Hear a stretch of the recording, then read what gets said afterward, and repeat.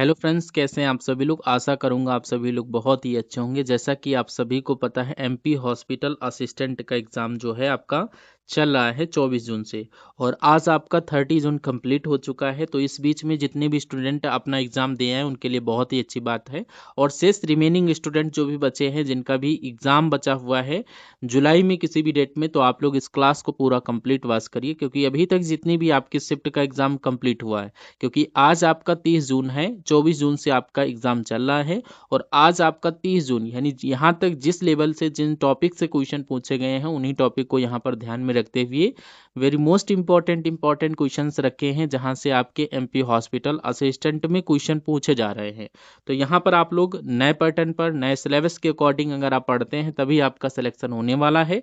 तो मैं कहूँगा जितने भी मेरे साथी एग्जाम हॉल में बैठने वाले हैं, जुलाई में आपका पेपर लगा हुआ है, तो यहाँ पर आप लोग इस क्लास को स्किप मत करिएगा, क्योंकि जिन टॉपिक्स से यहाँ पर क्वेश्चन पूछे गए हैं उन्हीं टॉपिक को टच करते हुए यहाँ पर वेरी मोस्ट इंपॉर्टेंट क्वेश्चंस को रखा है। तो बिल्कुल आप लोग इन सभी क्वेश्चंस को वॉच करिए और चेक करिए अपने स्कोर कार्ड को।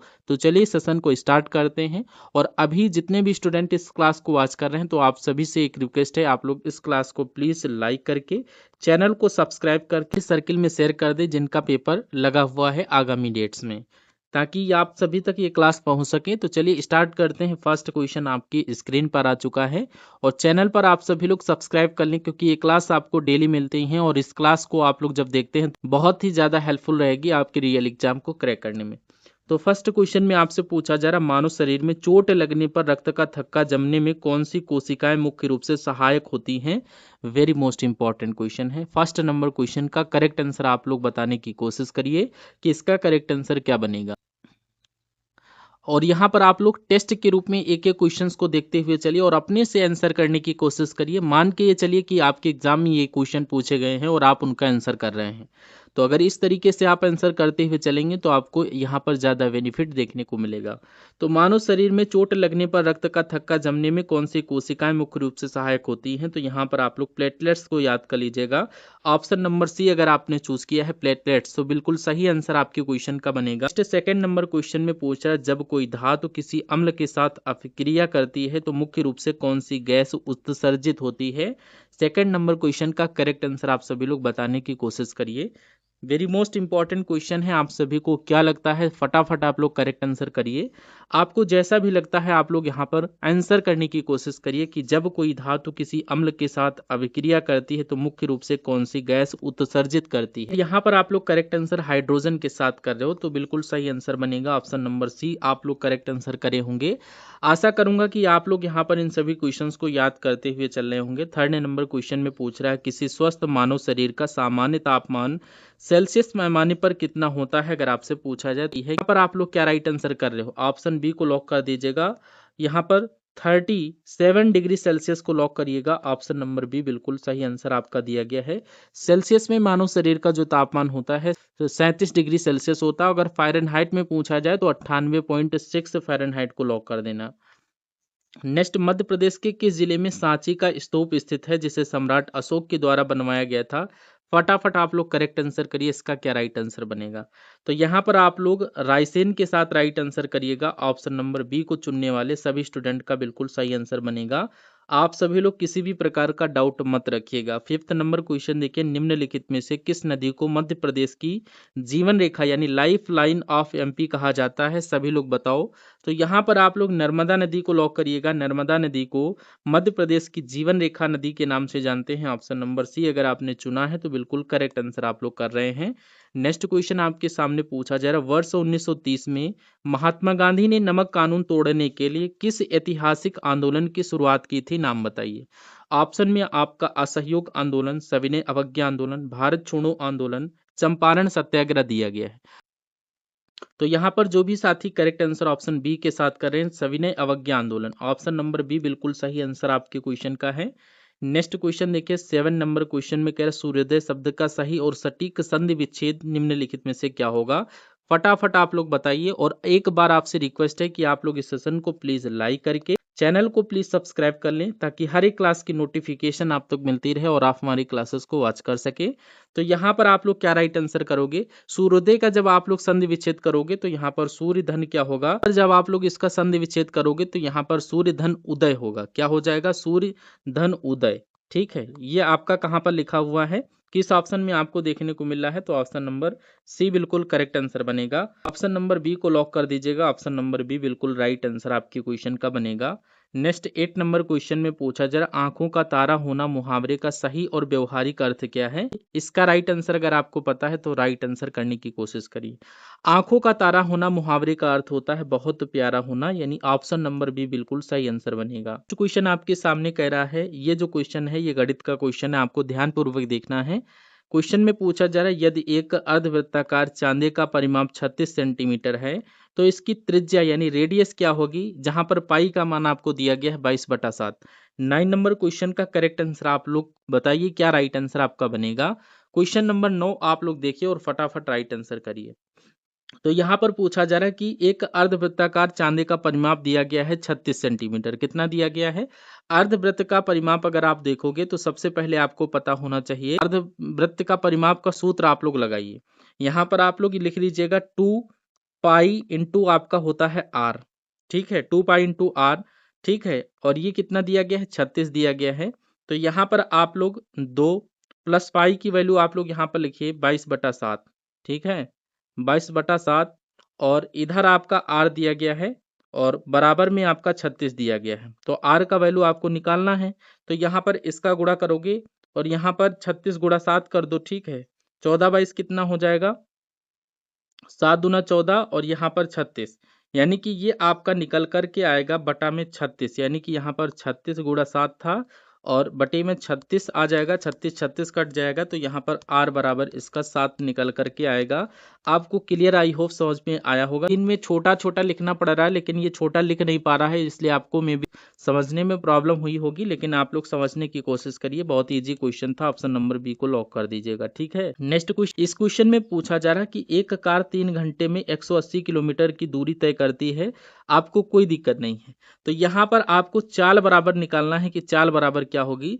तो चाल बराबर यानी स्पीड बराबर आपको पता है, स्पीड बराबर कितना होता है 180, यानी कि दूरी बटा समय 180 बटा में 3 आ जाएगा।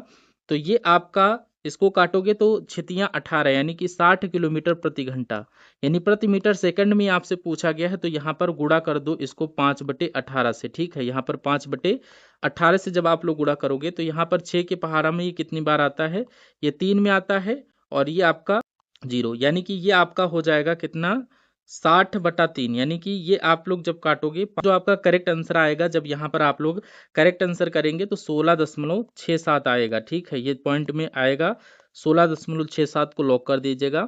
नेक्स्ट क्वेश्चन में कह रहा है कि मानव शरीर में पाई जाने वाली सबसे बड़ी ग्रंथि कौन सी है जो वसा के पाचन के लिए पित्त रस का स्राव करती है।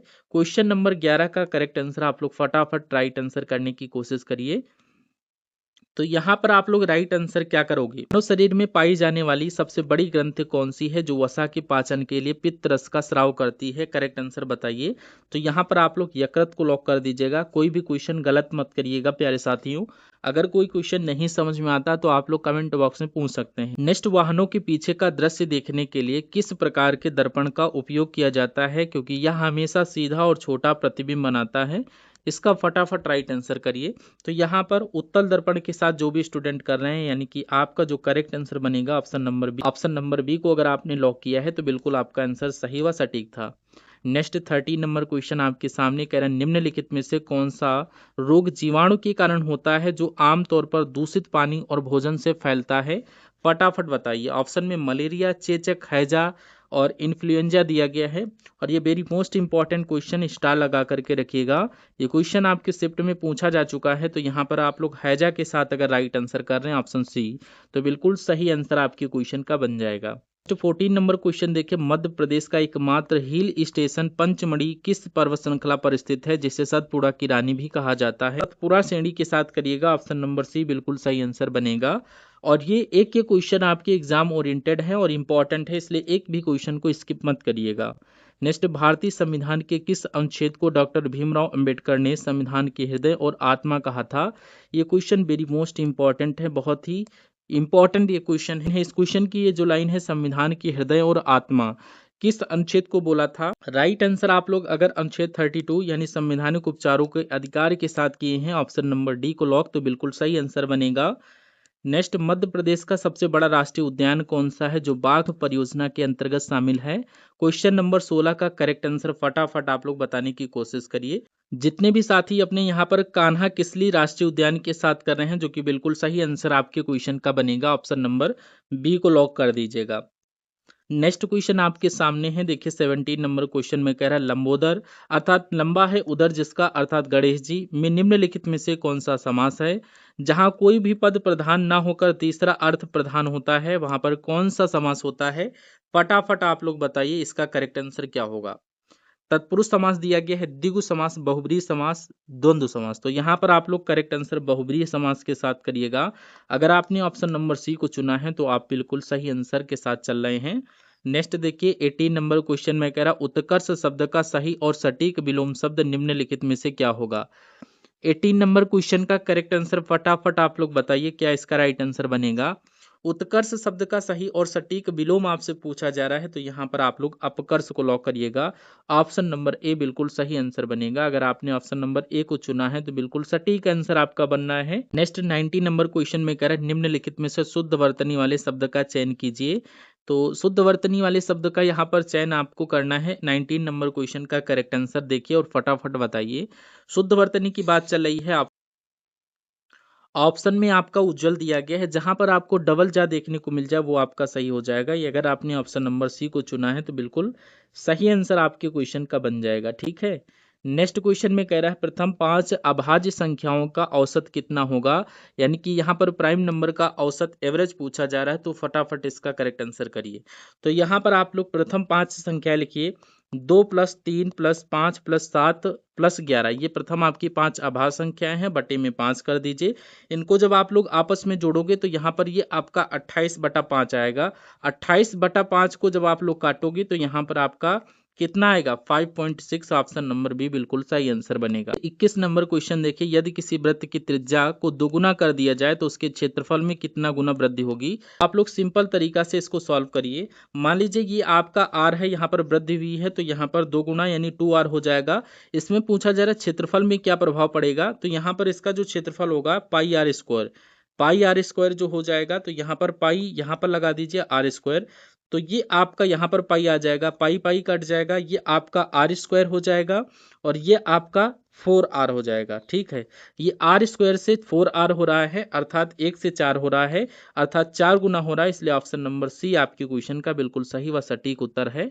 और नेक्स्ट क्वेश्चन देखिए, यहाँ पर 22 नंबर क्वेश्चन में कह रहा है इस समीकरण को आपको हल करना है और यहाँ पर x का मान ज्ञात करना है, ठीक है। बहुत ही सिंपल क्वेश्चन है, आप आसानी से इसको सॉल्व करिए। तो यहाँ पर आप लोग देख रहे हैं 2x + का 5 बराबर में है आपका 17, तो यहाँ पर देखोगे 2x बराबर कितना हो जाएगा? 17, ये +5 है तो यहाँ पर -5 हो जाएगा, तो यहाँ पर 2x बराबर हो जाएगा, 17 में से 5 जाएगा तो ये आपका 12 आ जाएगा। इसको जब आप काटोगे तो यहाँ पर 2 से कट जाएगा 6, यानी ऑप्शन नंबर बी बिल्कुल सही आंसर आपके क्वेश्चन का बनेगा। ऑप्शन नंबर बी को लॉक कर दीजिएगा।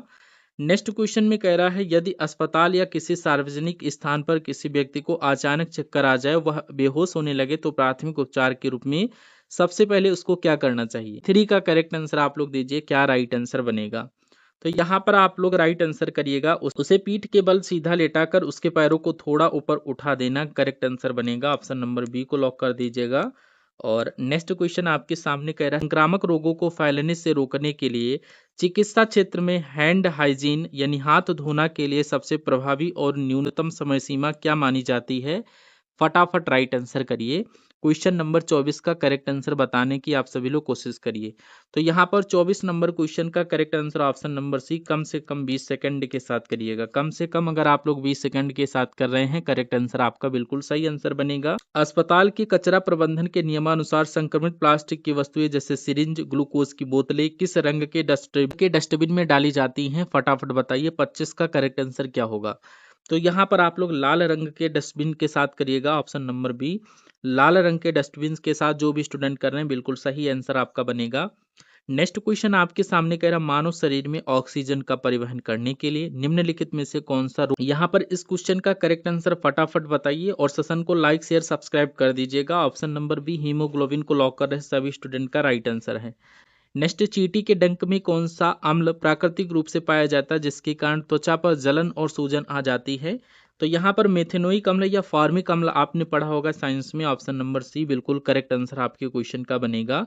नेक्स्ट क्वेश्चन कह रहा है समानता अधातुएं विद्युत की कुचालक होती हैं, मात्र आधात तत्व विद्युत का सुचालक होता है। यहाँ पर फटाफट इसका करेक्ट आंसर बताइए कि सामान्यतः अधातुएं जो होती हैं विद्युत की कुचालक होती हैं, लेकिन सामान्य रूप से एकमात्र अधातु तत्व विद्युत का सुचालक कौन होता है? तो यहाँ पर ग्रेफाइट, ऑप्शन नंबर बी को लॉक कर दीजिएगा।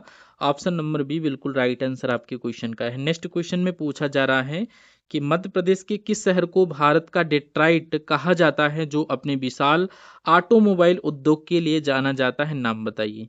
तो यहाँ पर आप लोग क्या राइट आंसर करोगे? रामपुर धार, ऑप्शन नंबर ए बिल्कुल सही आंसर बनेगा। और नेक्स्ट क्वेश्चन आपके सामने दिया गया है, राष्ट्रीय कांग्रेस की स्थापना 1885 में मुंबई में किसके द्वारा की गई थी? इसका करेक्ट आंसर बताने की कोशिश करिए फटाफट आप सभी लोग। तो यहाँ पर आप लोग right answer A O Hume के द्वारा करिएगा, ऑप्शन नंबर बी बिल्कुल सही आंसर बनेगा।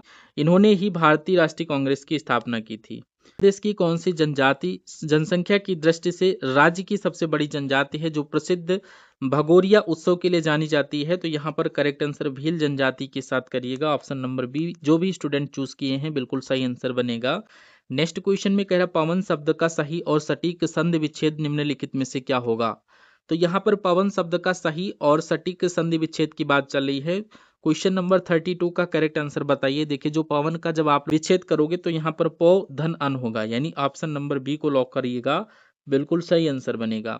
नेक्स्ट क्वेश्चन में कह रहा अंगूठा दिखाना मुहावरे का सही और व्यवहारिक अर्थ क्या होगा? अंगूठा दिखाना मुहावरे का सही अर्थ मदद करने से साफ मना यानी इनकार कर देना, वक्त पर धोखा देना, ऑप्शन नंबर ए राइट आंसर है। नेक्स्ट, निम्नलिखित में से विलोम शब्द का कौन सा जोड़ा सही नहीं है? इन ऑप्शंस में से बताइए। अनुराग विराग, उत्कर्ष अपकर्ष दिया गया है, स्थावर जंगम दिया गया है, उत्थान निष्कर्ष दिया गया है। तो यहाँ पर आपका करेक्ट आंसर उत्थान का निष्कर्ष नहीं होता है, बाकी ये तीन आपके सही दिए गए हैं। करेक्ट आंसर ऑप्शन डी के साथ करिएगा, ठीक है। और नेक्स्ट क्वेश्चन देखिए, कह रहा है एक कार 3 घंटे में 180 किलोमीटर की दूरी तय करती है, मीटर प्रति सेकंड में इस कार की चाल आपको ज्ञात करनी होगी। सेम टू सेम अभी आपने इस क्वेश्चन को किया है और फटाफट इसको राइट आंसर करिए सॉल्व करके। तो यहाँ पर स्पीड बराबर आप लोग दूरी बटा समय लगाइए, यानी कि यहाँ पर 180 बटा 3 से इसको काट दीजिए, यानी ये 60 हो जाएगा। मीटर प्रति सेकंड में बताने के लिए 5 बटा 18 से इसको गुणा करना होगा, यानी कि यहाँ पर अभी सेम ऐसा क्वेश्चन किया था, 16.67 आपका आएगा। ये अभी मैंने आपको क्वेश्चन सेम बताया था, याद कर लेना। नेक्स्ट क्वेश्चन में कह रहा दो संख्याओं का अनुपात यहाँ पर दिया गया है, यदि उनका लघुत्तम समापवर्तक 75 है तो उन संख्याओं में से सबसे छोटी संख्या ज्ञात करिए, क्या होगी?